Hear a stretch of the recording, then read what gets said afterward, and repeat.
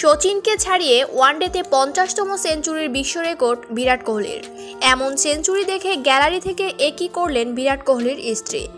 দর্শক, কিংবদন্তি ক্রিকেটার সচিন টেন্ডুলকারকে পেছনে ফেলে ওয়ানডেতে সর্বোচ্চ সেঞ্চুরির বিশ্ব রেকর্ড গড়লেন বিরাট কোহলি।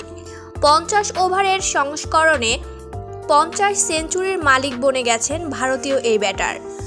বুধবার 15 নভেম্বর বিশ্বকাপের সেমিফাইনালে নিউজিল্যান্ডের বিপক্ষে ব্যাট করতে নেমে এই রেকর্ড গড়েন কোহলি।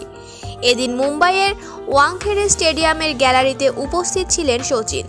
ক্রিকেট ঈশ্বরকে ছাড়িয়ে তার দিকে ফিরে কুর্নিশ করলেন কোহলি। হাততালি দিয়ে অভিবাদন গ্রহণ করেন সচিনও।